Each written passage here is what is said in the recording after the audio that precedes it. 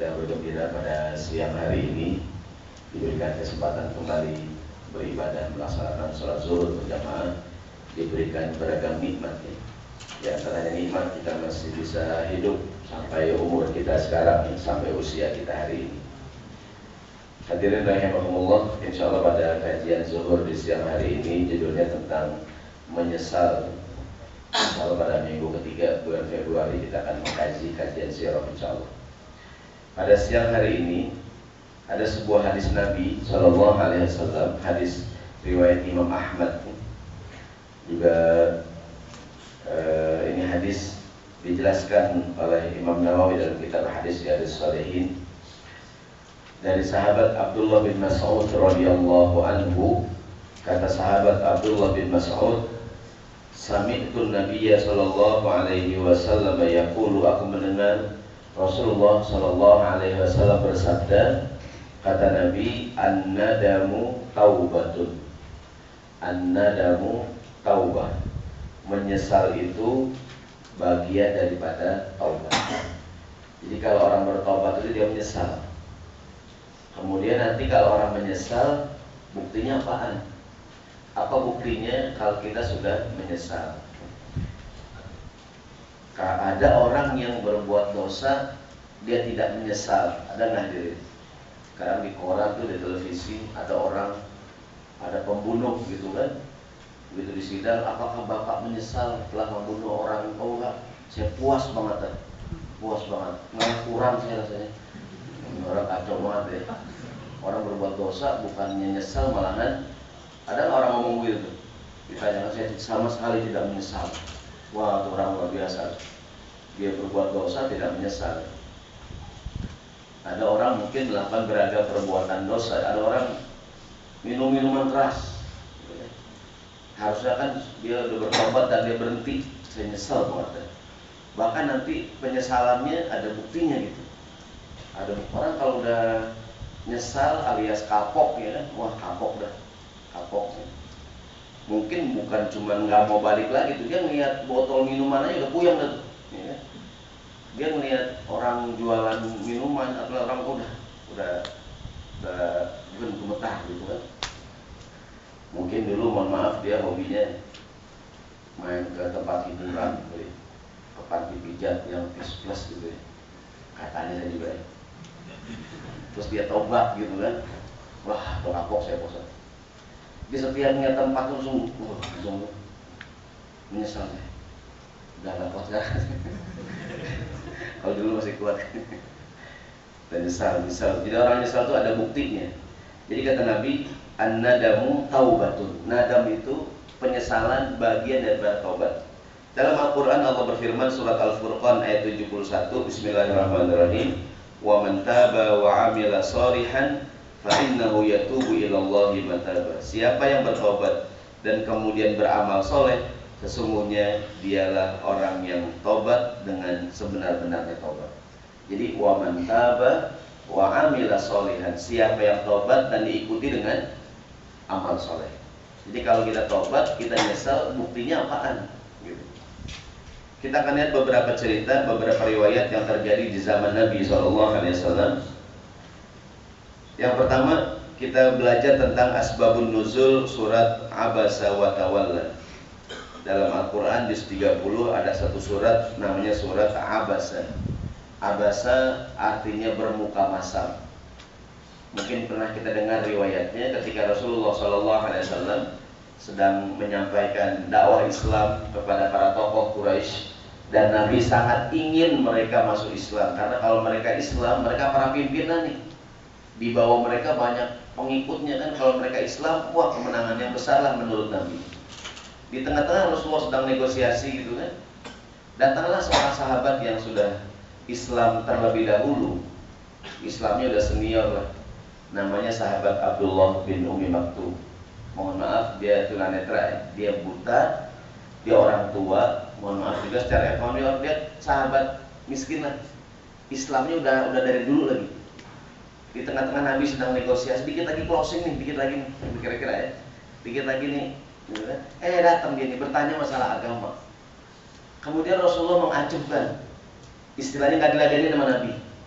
Nabi lebih mementingkan tokoh Quraisy nih. Karena di kita ini istilahnya mungkin dalam pertimbangan Nabi, ente kan belakangan tahan dikit gitu. Kalau kita dalam posisi Nabi hadirin, atau kalau kita ditanya, kira-kira sikap Nabi benar nggak? Mungkin benar ya dari sisi strategi kan. Beliau sedang negosiasi, dikit lagi mau, istilahnya dia ngerecokin nih.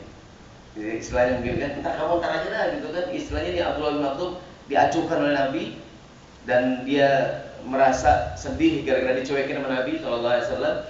Kemudian dia pergi lagi. Singkat cerita, Rasulullah pulang ke rumahnya, turunlah surat Abasa wa tawalla. Bismillahirrahmanirrahim. Abasa wa tawalla an ja'ahul a'ma wa ma yudrika la'allahu yazzakka aw yadhakkaru fatanfa'ahu dzikra amma man istaghna fa anta lahu tasadda wa ma 'alaika alla yazzakka ila akhir ayat. Allah berfirman, Abasa wa tawalla, Nabi Muhammad bermuka masam dan berpaling. Jadi Nabi Muhammad begitu didatangi oleh Abdullah yang Islamnya udah duluan, dan dia orang miskin, dia orang buta, mau nanya masalah agama, Nabi malahan bermuka masam dan Nabi berpaling. Anja'alu a'ma, manakala datang kepadanya seorang buta kepadanya. Tahukah kamu, Muhammad maksudnya, barangkali ia ingin membersihkan dirinya dari dosa, atau dia ingin mendapatkan pelajaran, lalu pelajaran itu berguna bagi dia. Adapun orang yang engkau merasa dirinya serba cukup, ini orang tokoh Quraisy ini, maka kamu melayaninya, padahal tidak ada celaan atasmu kalau mereka tidak membersihkan diri. Artinya kalau mereka tidak beriman juga nggak apa-apa gitu. Namun Nabi lebih mementingkan mereka. Singkat cerita, setelah Rasulullah turun ayat, beliau menyesal banget. Beliau menyesal banget mengacuhkan sahabat Abdullah bin Maktum. Nanti di antara pelajarannya adalah orang Islam itu hadirin, apapun kondisinya jauh lebih mulia dibandingkan orang yang tidak beriman. Meskipun dia miskin, meskipun dia dia jelek, meskipun dia ekonominya lemah, meskipun apapun status asal dia Islam, dia lebih mulia gitu. Dan Nabi ditegur oleh Allah Subhanahu wa taala. Nabi menyesal nih. Menyesal banget. Dalam tafsir Ibnu Katsir dijelaskan, mana bukti menyesalnya Nabi. Setiap datang Abdullah bin Ummi Maktum kepada Nabi, Rasulullah selalu memuliakannya. Dan dalam sebuah riwayat, Rasulullah selalu berkata, dia gelar sorbannya, mungkin kalau kita digelar sejadahnya, dipersilahkan duduk Abdullah, sambil Nabi berkata, ahlan billadzi atabani rabbi. Selamat datang kepada orang yang gara-gara dia Allah menegur saya. Sini Pak, sini dia gitu kan, dimuliakan Nabi. Dia sejak saat itu Nabi menyesal, setiap datang dimuliakan oleh Nabi SAW. Mungkin kayak kita ada orang yang sudah contoh saja, ada orang yang kita remehkan, ternyata dia nggak taunya anaknya bos kita gitu. Kamu apa-apa, jangan semuanya di sini, anak kecil di luar. Bapaknya datang, anak saya mana Pak? Panggil Pak. Naik gitu. Apaan Om? Enggak, tadi Om bukan kamu, maksudnya lain bukan. Gitu. Jadi Nabi di cerita ini setelah beliau sangat menyesal. Dan Nabi selalu berkata, selamat datang dalam tafsir Ibnu Katsir, Nabi selalu berkata kalau ketemu Abdullah bin Maktum, kamu perlu apaan? Apa yang bisa saya bantu? Gitu tuh. Dan sejak peristiwa ini jadi standar bagi Nabi dan kaum muslimin bahwa orang yang mukmin, orang yang muslim jauh lebih mulia dibandingkan apapun. Istilahnya dalam cerita Nabi kapok. Nah, kapok kali dia pernah salah gitu kan, bersikap, dan sejak saat itu Nabi selalu memuliakan Abdullah bin Ummi Maktum. Nah, namanya orang menyesal ada buktinya. Orang menyesal ada tandanya. Mungkin ada kawan kita dulu nggak rajin sholat, dia nggak rajin ibadah, dia sama agama kurang perhatian lah. Mungkin ada peristiwa gitu kan yang menyebabkan dia kapok lah, kapok ya. Mulai saat itu dia berubah banget ya. Jadi sangat perhatian sama agama. Saya yakin kalau bapak-bapak ditanya satu persatu, punya nggak Pak pengalaman peristiwa bapak kapok dan sampai sekarang berubah?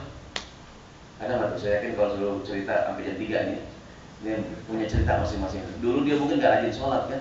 Setelah ada peristiwa, mungkin satu kejadian, dan dia akhirnya rajin sholat berobat. Ada nggak orang dari setiap azan dia di musola. Kadang-kadang belum ajar terus bayang nih. Kadang-kadang dia rajin gitu kan. Jadi berubah banget itu. Mungkin dia, mohon maaf, bukan di sini, di kantor yang lain. Dia pernah curang di belakang istrinya.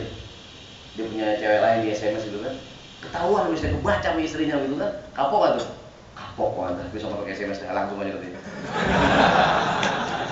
Kapoknya kapok berhenti maksudnya. Kapok dah. Kayaknya pengalaman pribadi banyak kalau gitu. Ya, kapok dan dana lagi lah, nyimpen yang hadirin. Ya kan? Gue bilang juga buang langsung, lu pakai simpen sih katanya. Mulai besok berarti hadirin ya. Jadi kalau kita bertobat ada buktinya tuh. Orang bilang kita menyesal, kita kapok, ya kan? Kayak orang mungkin contoh yang sederhana saja, dia hobi banget makan durian. Ada tuh orang makan durian hobi. Dia mungkin ke daerah yang durian murah, ke Sumatera, durian murah katanya. Daerah mana? Mungkin dia makan durian sampai 5 begitu kan. Dia mabok durian akhirnya. Ya kan? Sejak saat itu setiap nyium bau durian, wah lemes dia langsung. Ya, jangan suruh makan, suruh mulai itu udah stres gitu kan, trauma, kan orang trauma tuh. Trauma irama ya. Ya. Dia dulu mungkin hobi banget tuh kan, tapi sejak ada peristiwa, ada kejadian, dia jadi berubah tuh. Kapok nggak dia? Kapok. Kata Nabi, an-nadamu taubatun, menyesal bagian daripada taubat. Saya yakin semua kita kalau ditanya ada peristiwa begini begitu ya kan, kemudian kita menyesal luar biasa, menyesal, dan insya Allah nggak lagi dah. Cerita berikutnya pada peristiwa perang Hunain. Pada peristiwa perang Hunain ini hadirin, perang Hunain ini kan habis perang Badar, perang Uhud, perang Ahzab. Ini perang Hunain ini kaum muslimin selalu menang gitu kan. Ini peristiwanya setelah Fathu Makkah. Jadi banyak tokoh-tokoh Quraisy yang udah Islam. Jadi dulunya mereka tidak beriman, sekarang mereka sudah beriman Muslim. Dan kemudian ikut berperang bersama Nabi. Bahkan kalau tidak salah perang Hunain ini diikuti 12.000 kaum muslimin. Kalau perang Badar hanya 300 orang, perang Hunain orang Islam berjumlah 12.000. Berapa kali lipat tuh? Ya, berapa kali lipat tadi? 4 kali lipat, 40 kali lipat ya. Jadi luar biasa kan. Nah, waktu itu singkat cerita, walaupun di awal peperangan ada sedikit masalah, namun di akhir pertempuran menang, banyak ghanimah. Maka diceritakan oleh sahabat Ibnu Mas'ud radhiyallahu anhu, lamma kana yauma Hunain, pada peristiwa perang Hunain, athara Rasulullah sallallahu alaihi wasallam nasan min fil qismah, Nabi Muhammad melebihkan pada pembagian. Ada orang-orang tertentu Nabi berijtihad, orang ini dilebihin. Contohnya ada tokoh namanya Al-Aqra bin Habis, diberikan oleh Nabi mi'atan minal ibil, unta 100 ekor unta. Ada lagi wa'ata Uyainah ibn Hisnin mithla dalik. Ada tokoh yang lain namanya Uyainah binti ibn Hisnin, diberikan oleh Nabi juga sama 100 ekor unta. Wa'ata nasan min asyrafil Arab, para tokoh-tokoh bangsa Arab diberikan oleh Nabi bagian yang sama, gede-gede dapatnya tuh. Sehingga wa'atharahum yawma idzin fil qismah, mereka mendapatkan bagian yang lebih. Nabi Muhammad beristihad sebagai seorang pemimpin dengan pertimbangan dakwah. Mereka para tokoh, mereka punya banyak pengikut, dengan harapan agar dakwah Islam semakin, nah yang namanya tokoh kan memiliki kelebihan tuh. Mudah-mudahan mereka semakin berjuang bersama Nabi SAW. Singkat cerita, di kalangan kaum muslimin, kalau tidak salah di kalangan para sahabat Ansor terutama kan, yang Islam ini orang-orang Mekah kan, ada isu, wah Muhammad udah ketemu teman-teman yang lama. Udah ketemu teman lamanya orang Mekah, kita orang Ansor dilupain. Kata Ibnu Mas'ud, faqala rajulun, ada seorang yang kecewa dengan ijtihad Nabi ini dan berkata, wallahi inna hadhihi qismatun ma udila fiha, pembagian ini tidak adil. Wa ma urida fiha wajh Allah, tidak menginginkan keridhaan Allah. Enggak adil nih Muhammad, enggak adil. Dia ngomong begini, Abdullah bin Mas'ud dengar enggak nih? Dengar. Abdullah berkata, wallahi la ukhbiranna Rasulullah SAW, omongan kamu aku sampaikan sama Nabi. Kamu bilang Nabi nggak adil, aneh ngadu sama Nabi. Kemudian Abdullah bin Mas'ud, omongan orang tadi itu yang dia bilang ini nggak adil gitu nih, bukan mengharapkan keridhaan Allah. Oleh Ibnu Mas'ud dia katakan, la ukhbiranna Rasulullah, aku kabarin, aku bilangin sama Nabi. Kamu ngomong sembarangan, aku bilangin sama Nabi. Jadi Ibnu Mas'ud nanti dalam cerita ini dia melakukan kesalahannya adalah tukang ngadu. Karena hadirin tidak semua omongan harus disampaikan ya. Singkat cerita dia temui Nabi sallallahu alaihi wasallam, fa akhbartu, aku ceritain ya Rasulullah, tadi ada yang bilang begini, gitu kan. Katanya kau nggak adil ya Nabi. Sebagai seorang pemimpin udah berijtihad dan Nabi pun bukan mementingkan diri sendiri. Mendengar ada yang ngadu seperti Nabi, kecewa nggak hadirin? Kecewa ya? Ya kan? Ya Allah, udah beliau berusaha, tujuannya begini bukan karena apa-apaan. Tujuan Nabi untuk untuk dakwah Islam. Mendengar ada yang ngadu, fataghayyara wajhuhu hatta kana kasarfi. Nabi wajahnya berubah. Kan orang kalau kesel mukanya berubah nggak, hadirin? Berubah ya, dari pertama dia senyum, Nabi mukanya berubah. Kemudian Nabi berkata, faman ya'dil idza lam ya'dilillah wa rasulahu. Siapa lagi yang bisa berlaku adil kalau Allah dan Rasulnya dituduh tidak adil? Kemudian Rasulullah berkata, yarhamullahu Musa. Allah merahmati Nabi Musa. Qad udhiya bi aktsara min hadza fasabara. Dulu Nabi Musa pernah menghadapi kaumnya Bani Israel lebih dari ini dan Nabi Musa sabar. Melihat Nabi sedih, melihat Nabi kelihatannya marah, Ibnu Mas'ud yang ngadu-ngadu nyesal nggak nih? Nyesal nggak dia? Dia nyesal banget dan dia berkata, la jaroma la arfa'u ilaihi ba'daha haditsan. Aku menyesal banget. Aku berjanji mulai hari ini aku tidak akan ngadu-ngadu satu pembicaraan pun setelah peristiwa ini kepada Nabi. Ini hadis riwayat muttafaqun alaih. Di antara cerita, di antara manfaat yang kita ambil dari cerita itu banyak pelajaran kan. Kita hubungkan dengan babnya Ibnu Mas'ud melakukan kesalahan. Apa kesalahannya hadirin? Tukang ngadu-ngadu. Kalau ngadu tujuannya baik sih kan, ada karyawan yang curang, yang gitu kan, yang korupsi dilaporkan kan, dengan tujuannya boleh nggak tuh? Namun ngadu sekedar ngadu nggak baik hadirin. Ada yang ngadu saya nih, Pak Ustadz. Ada yang bilang Pak Ustadz jelek, Pak Ustadz. Emang nggak aslinya begitu ya? Cuma saya dengar kesel nggak hadirin? Kan Pak Ustadz bilang orang udah tahu gitu ya. Cuman kan saya jadi kesel nggak tuh? Siapa yang ngomong Pak? Itu Pak Ustadz. Nggak bener Pak, gitu kan. Bapak nggak usah ngadu dah. Cuman orang ngadu sama kita sebagai pimpinan nih, bos. Ada yang bilang bos nggak adil bos. Itu dia sedih hadirin tuh. Artinya nggak semua omongan harus kita sampaikan gitu maksudnya. Nggak semua omongan harus kita sampaikan. Apalagi omongan yang bisa membuat gitu kan. Kan banyaklah kita mungkin ngobrol, ada orang yang mungkin si itu dia orangnya pelit banget ya. Dia ngajak saya makan, bayar sendiri katanya. Terus kita kan lupa, kemarin Bapak dibilang pelit banget Pak. Siapa yang bilang? Ya kan? Ini nggak usah ngomong hadirin, nggak usah sampaikan kan. Artinya tukang ngadu-ngadu jelek tuh, jelek tukang ngadu-ngadu. Bu, suami ibu boncengin cewek bu. Ya suami saya ojek biar aja. Apa? Oh saya kira perempuan lain ojek suami saya. Apa ya kan? Ini kan tukang ngadu brengsek kan ini. Kadang-kadang orang jadi rusak hubungannya gara-gara tukang ngadu-ngadu sembarangan. Tidak semua pembicaraan buruk harus kita sampaikan. Kecuali mungkin kayak tadi itu ada yang curang. Kalau nggak dibilangin bisa merugikan perusahaan kan? Apa istilah sekarang ya? Punya yang membocorkan ini kan itu silakan. Namun ngadu sekedar ngadu jangan. Ibnu Mas'ud di cerita ini dia nyesal banget. Aku berjanji mulai hari ini nggak ngadu-ngadu lagi deh. Ada nggak suami istri berantem gara-gara teman yang ngaduin? Bu, suami ibu bu, kalau di kantor royal banget bu, semua orang ditraktirin sama dia bu. Waduh, pantesan dia pulang kerja duit habis mulu. Wah, dia beli cewek bu, beli pulsa mulu bu. Waduh, dia istrinya udah kuat taring gitu kan. Udah suaminya pulang gitu kan. Ini jelek, jadi sepertinya ngadu-ngadu jelek ya.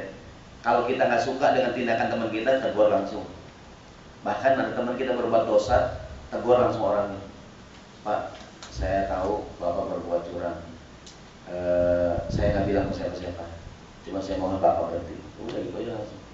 Daripada kita ngadu-ngadu ya, mungkin ya dia berhenti bertobat pada Allah SWT. Apalagi perbuatan dosa yang tidak merugikan orang lain. Maksudnya tidak mengambil hak orang gitu. Ya mungkin dia begini begitu. Jangan suka ngadu-ngadu. Di cerita ini sahabat Abdullah bin Mas'ud yang merasa nyesal banget dah gara-gara suka. Pernah nggak hadirin? Saya pengalaman pribadi, saya sih pengen ada yang sharing yang saya cerita, saya kasih aja ini seperti itu. Saya mulai cerita dulu ya. Saya pernah nih pengalaman dan saya nyesel sampai sekarang supaya lebih hidup di kajian. Dulu awal saya begitu saya punya anak, biasa anak kecil kan. Dulu saya suka ngomel kalau anak kita kan kadang malas sekolah gitu kan, nakal gitu kan. Dulu saya suka ngomelin tuh. Kalau udah puncak-puncaknya tuh, kadang saya guyur kayak air gitu kan, bawa kapal saya guyur kan. Sampai sekarang anak saya ingat tuh, asal saya ngomel dikit, mau guyur lagi Bi? Enggak, saya bilang mana saya begitu udah damai gitu kan. Namanya Umar, Abi janji Mar, Abi nggak mau guyur lagi. Karena setiap saya marah dikit, Abi pasti guyur aku nih. Jadi sampai sekarang dari kelas 5 dia masih ingat tuh. Dan saya susah ngapus ingatannya gitu. Ya kan? Maksudnya gara-gara saya pernah omelin banget gitu kan. Dan sampai kerekam sekarang tuh kan. Jadi setiap saya ngomel dikit, malas banget, mau guyur aku lagi nih, Bi? Enggak, Abi udah enggak bakal guyur, udah kapok dah. Dan menurut saya itu salah dan saya menyesal banget tuh. Saya nggak mau guyur lagi tuh. Besok langsung saya keramasin aja gitu. Saya yakin hadir semua kita kalau ditanya pasti punya peristiwa yang sampai sekarang dia menyesal banget dan dia kapok nggak lagi dah, kapok. Ada punya pengalaman ada? Ada punya pengalaman? Mungkin kapok dengan istrinya, dengan ibunya, dipanggil ibunya nggak datang, ada peristiwa dengan ayahnya di kantor. Ada yang berani cerita? Ini saya silakan Pak buat inspirasi. Ini, saya mau ceritanya. Kalau Mat, cerita. Ada yang kapok hadirin dan sekarang nggak mau lagi. Ya. Saya kapok cerita Pak Ustadz, tengok cerita lagi. Saya pernah cerita jadi masalah Pak Ustadz, saya kapok mau cerita lagi. Tapi saya yakin kalau semua kita punya nggak cerita, punya hadirin? Ada ya. Punya peristiwa kita, dan kata Nabi an-nadamu taubatun. Menyesal bagian daripada taubat. Dan harus kita ada yang berubah dan kita benar menyesal gitu. Umar bin Khattab radhiyallahu anhu satu hari Umar ke ladang. Zahaba ila haiti, dia pergi ke kebunnya, sibuk di ladang itu. Falamma raja'a ila bai, dia pulang ke rumahnya, faqad shallan nasul asra. Orang udah bubar sembahyang asar. Umar ketinggalan sholat asar berjamaah. Gara-gara ngapain tuh? Ngurusin ladangnya. Umar menyesal banget tuh. Dia istilahnya kerja lalai sampai ketinggalan sembahyang asar. Faqala Umar berkata, haiti hadza shadaqatun lil masakin. Kebunku aku sedekahkan untuk fakir miskin. Sebagai tanda dia menyesal. Coba kalau kita habis handphone kita handphone kan macam laptop dan kita lalai. Kita bisa nggak punya jawaban jadi nggak kayak Umar. Yang bikin kita lalai banyak kan ya? Banyak lagi asik main handphone gitu kan. Sampai orang bubar semuanya lah, bubar semuanya gitu kan. Handphone saya sedekah. Ya. Kalau ada kita tungguin tuh. Di fotokopian saya buat ini saya ambil dari kitab Ruhaniyah Da'iyah Abdul Nasir Ulwan. Ada contohnya lagi seorang sahabat Abu Thalhah. Dia sedang sholat. Begitu dia lagi sholat, lewatlah di hadapannya seekor burung. Itu burung mencelok di depannya gitu kan. Dia sibuk memperhatikan burung tuh. Dia lihat hatta nasiya kam sholat, sampai dia lupa udah berapa rakaat dia sembahyang tuh. Sibuk merhatiin burung yang lagi hinggap di depan dia lagi sembahyang kan. Begitu saya sholat, ini Abu Thalhah, kemudian sebagai bukti penyesalan dan kelalaian dalam sholat, dia sedekahkan kebunnya untuk fakir miskin. Pernah nggak kita lupa sembahyang berapa rakaat? Sering banget ya. Gara-gara apa? Gara-gara apa aja deh, ya kan? Gara-gara mikir motor, mikir mobil gitu kan? Motor tadi kunci motor gimana ya? Gitu. Lagi sembahyang. Ada nggak lagi sembahyang? Lagi sembahyang gini? Ada nggak? Gue banget kayak itu. HP mana? Ada nggak lagi sembahyang gitu? HP mana HP ya? Gitu. Mana HP ya? Lagi sembahyang tuh. Pak ada nih. Ada di kadang-kadang. Itu kalau kita kayak sahabat ini habis harta kita dah. Ada sahabat Tamim Ad-Dari. Dia tidur di malam hari. Begitu bangun-bangun kesiangan, keburu subuh, dia nggak qiyamul lail. Kemudian ketinggalan sholat tahajud. Kemudian dia tidak tidur selama setahun. Dan dia banyak berpuasa sebagai penyesalan atas kelalaian. Ada sahabat yang lain, Hasan bin Sinan. Ada satu bangunan, dia orangnya sok tahu nih, kalau bahasa kita sotoy, punya apa aja mau tahu gitu. Ada bangunan baru dia nanya mulu, ini bangunan kapan jadi? Dia akhirnya ya Allah, ini aku ngapain bertanya sesuatu yang bukan urusan aku gitu. Ya kan? Emang semua perkara mesti aku tahu. Ya kan? Sebagai penyesalannya, dia berpuasa selama setahun menyesal. Ada nggak orang yang selalu tahu hadirin? Ya? Artinya sebagai ini menyesal. Mungkin buat kita sih bukan sebuah kesalahan ya. Namun ya begitu dah ya. Namanya an-nadamu taubatun. Orang menyesal harus ada buktinya. Cerita yang ada di fotokopian kita lagi, ada seorang sahabat nih. Kan Nabi udah bilang, mohon maaf nih, orang laki nggak boleh pakai cincin emas. Selain emas boleh, mau dia perak boleh. Bahkan ada yang mengatakan berlian boleh. Cuman kalau yang saya pahami sih jangan berlebihan. Walaupun yang dilarang adalah emas kan. Udah dilarang menabi laki-laki nggak boleh pakai cincin emas. Mungkin ya punya gelang emas, kalung, apalagi anting-anting ya. Kita cowok apaan gitu ya. Nabi udah bilangin tuh satu hari ra'a Rasulullah sallallahu alaihi wasallam khataman min dhahabin fi yadi rajulin. Nabi lihat ada sahabat pakai cincin emas. Kan udah dibilangin ya, udah dibilangin sama Nabi nih. Dia masih pakai juga. Maka Nabi sikapnya keras nih. Fanaza'ahu, dideketin sama Nabi, dicopotin, fatarahahu, dilemparin sama Nabi sallallahu alaihi wasallam. Wa qala, sambil Nabi berkata, ya'midu ahadukum ila jamratin min narin. Ada salah seorang di antara kita, kata Nabi, bara api neraka diambil, fayadha'uha fi yadi, ditaruh di tangannya, di kiasan. Udah tahu dilarang malahan dipakai, kata Nabi. Begitu Nabi ambil, Nabi lemparin, selesai nasihatin, Nabi pergi dah. Kemudian sahabat yang lain berkata kepada yang punya cincin nih, setelah Nabi pergi, khudh khatamaka intafi bihi. Cincin kamu yang tadi Nabi copotin, Nabi lemparin, ambil nih. Manfaatkan buat yang lain, disimpen kek, buat istri kamu kek, buat yang boleh hadirin. Boleh kan, yang penting jangan dipakai kan. Berkatalah orang saking dia menyesalnya nih, aku nyesal banget, udah dilarang Nabi masih pakai juga kan. Dan dia berkata, wallahi demi Allah, la akhudhuhu abadan wa qad tarahahu Rasulullah sallallahu alaihi wasallam. Demi Allah aku enggak mau ngambil cincinku yang udah dilemparin sama Nabi. Padahal kalau dia mau ngambil boleh enggak tuh? Boleh kan? Kan yang boleh dilarang. Aku demi Allah aku tidak akan ambil yang sudah dilemparkan oleh Nabi. Kita baca hadis ini, waduh, coba kita hadir dengan ya. Kita ambil. Ya kan? Nah ini ini, artinya gini. Kalau diambil boleh enggak tuh? Boleh ya. Cerita terakhir sahabat Hakim bin Hizam. Hakim bin Hizam tidak dia suka minta-minta. Dia ketemu Nabi minta dikasih, minta lagi dikasih, minta lagi dikasih, minta lagi dikasih. Kemudian kata Nabi, ya Hakim, wahai Hakim, ini kan kurang baik ya, terlalu sering minta kan. Yang namanya harta, wahai Hakim, rasanya manis, warnanya hijau kan. Inna hadzal mala khadirun hulwun, yang namanya harta itu hijau warnanya dan manis rasanya, gitu kan. Yang mencari harta dengan hati yang lapang diberikan keberkahan. Yang mencari harta dengan rasa rakus, kata Nabi, seperti orang yang makan tidak kunjung kenyang. Kayak orang minum air laut, semakin diminum makin aus gitu kan. Artinya orang yang mengejar harta dengan hati yang rakus tuh wakana alladzi ya'kulu wa la yashba, kayak orang yang makan enggak kenyang-kenyang. Wahai Hakim, tangan yang di atas lebih bagus bertangannya. Nabi kasih nasihat tuh, nasihat. Hakim menyesal enggak tuh? Dia berkata, ya Rasulullah, mulai hari ini la arza'u ahadan ghairaka hatta ufariqad dunya. Wahai Nabi, mulai hari ini aku berjanji tidak akan minta lagi pada siapapun sampai aku meninggal dunia. Sebagai pembuktiannya, nanti Nabi Rasulullah sudah meninggal, Abu Bakar jadi khalifah. Abu Bakar panggil Hakim untuk diberikan, bukan minta, bukan, dia mau kasih tuh hadiah buat Hakim. Hakim nggak mau. Padahal hadirin kalau diambil boleh nggak tuh? Kan yang dijanji dia nggak minta ya.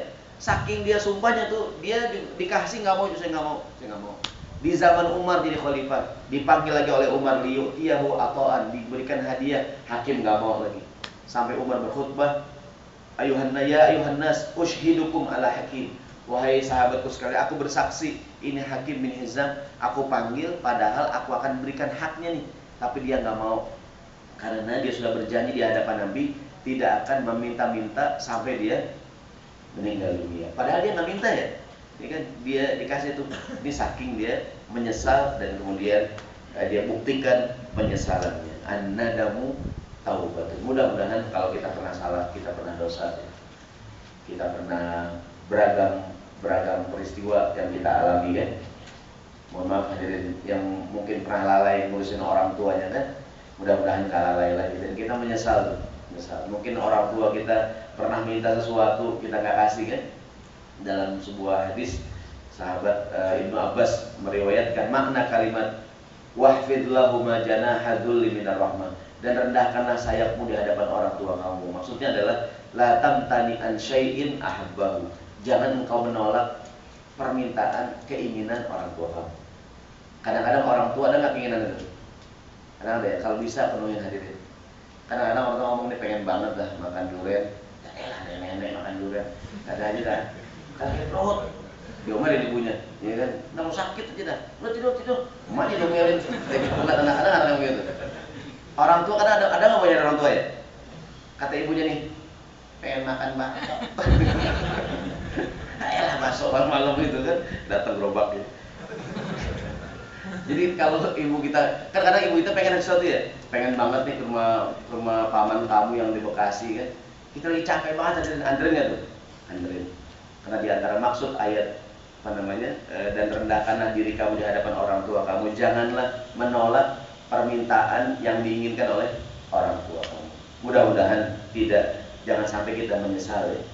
Wallahu a'lam bishawab. Jadi Rasulullah bersabda, an-nadamu taubatun. Ini hadis sangat singkat lewat Imam Ahmad dan bisa kita hafalkan. An-nadamu taubat, menyesal bagian daripada taubat. Wallahu a'lam bishawab. Insyaallah kita akan berjumpa lagi kalau pada umur ya, minggu ketiga Selasa dalam kajian sirah insyaallah. Sekian.